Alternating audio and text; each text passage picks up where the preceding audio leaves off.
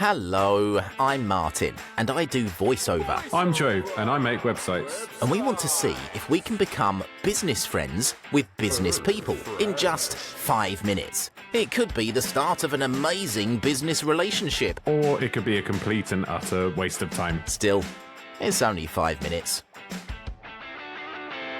Start the Timer. Hello there. Who are you and what do you do?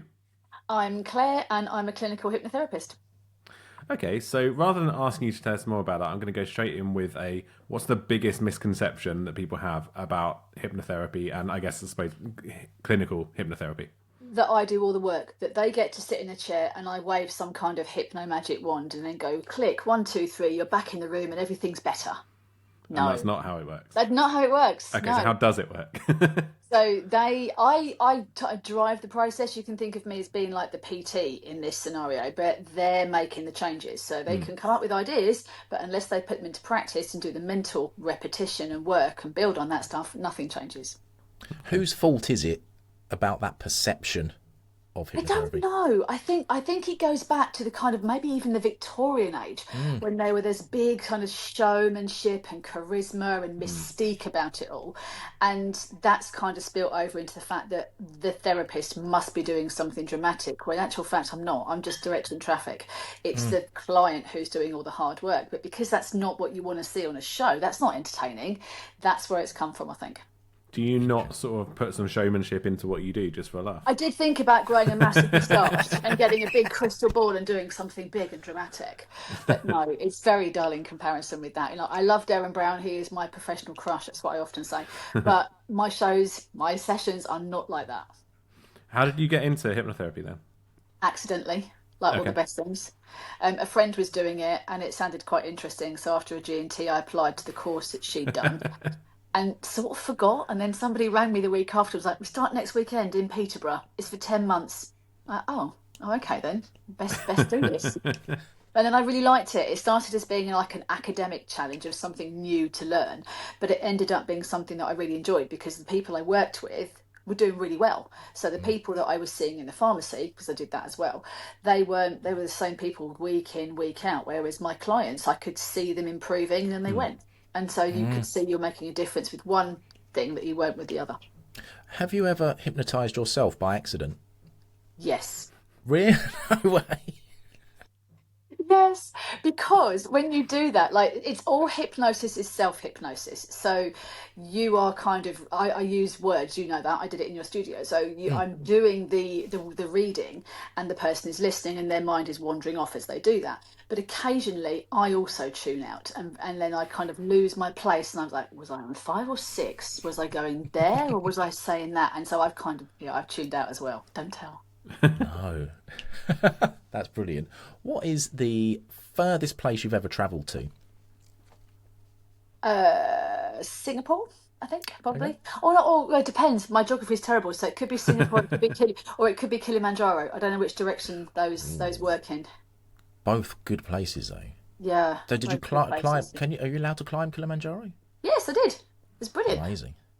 Did you do it for charity or just for pleasure? It was for charity. It was for Electrical Industries Charity, and they have a mental health group that does a lot of really good work. So we raised between us 150 grand, which was amazing. Whoa! Yes. Well done.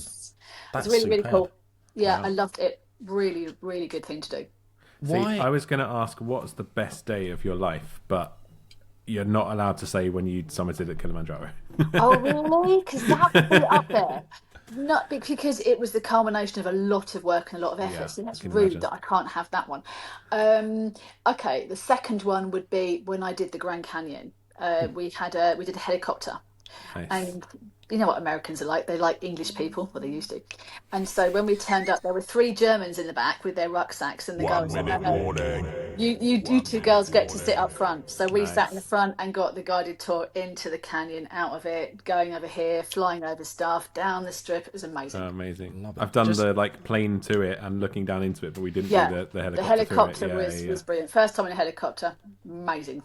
Bringing it back to business and hypnotherapy, why might someone come to someone who does what you do?